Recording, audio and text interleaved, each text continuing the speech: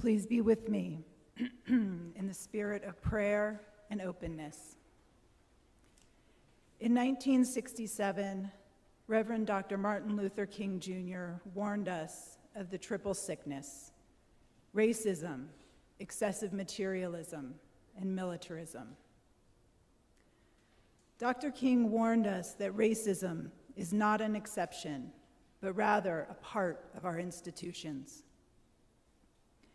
He also drew attention to the idea that capitalism was built on the exploitation and suffering of Black slaves and continues to thrive on the exploitation of the poor. He was critical of the militarization of our nation and how that took priority over programs of social uplift. Today, our nation may not spend more money on defense than on social programs, but we can see the imprint of a culture of militarization in our system of mass incarceration, in the ways in which we police our borders and define citizenry, and in the gun violence that plagues our nation. King proposed that the solution is a radical revolution of values. He stated when machines and computers, profit motives, and property rights are considered more important than people, the giant triplets of racism, economic exploitation, and militarism are incapable of being conquered. A civilization can flounder as readily in the face of moral bankruptcy as it can through financial bankruptcy. As we look upon the masses who are unemployed, underemployed, or not paid a living wage, while leaders of our largest corporations continue to increase their wealth, we will say, this is not just. God, hear our prayer. As we watch companies move jobs overseas to Asia and Africa to exploit cheap labor and skirt environmental regulations, we will say, this is not just. God, hear our prayer. As we pray for our siblings from the South and all over the globe who flee violence and hardship, who are desperate to find safety, only to find unwelcoming borders, we will say, this is not just. God, hear our prayer. As we grieve our siblings of color whose lives have been taken by the police, we will say, this is not just.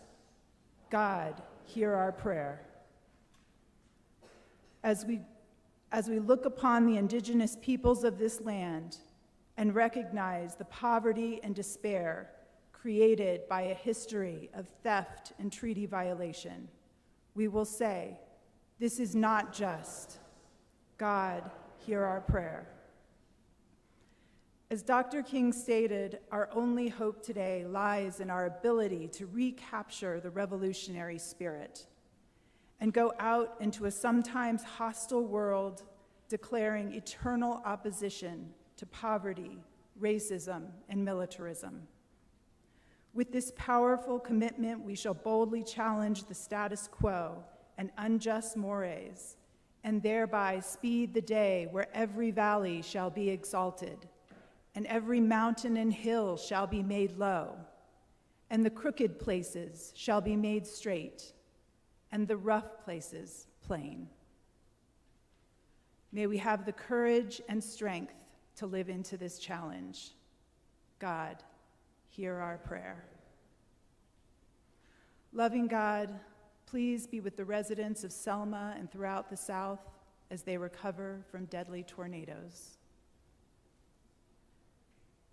Gracious God, please be with Judy Schilling and her family as they grieve the death of Tom. Be with the family and loved ones of Shirley Whiteley, who died this week in Hawaii.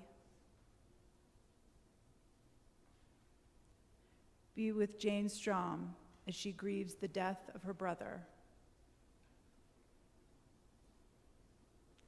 Heavenly Protector, please provide care and comfort for Christopher Guard undergoing surgery this week. Becky Houghton in her ongoing treatment, George Wilcox, recovering at home, and Susan Williams, recovering from a broken leg.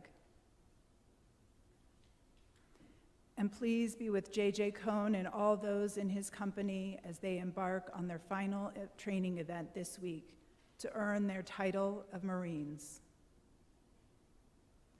And God, we thank you as we celebrate with Sam Bauman, who successfully defended his master's degree thesis.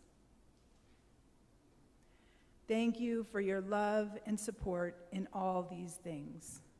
God, hear our prayer.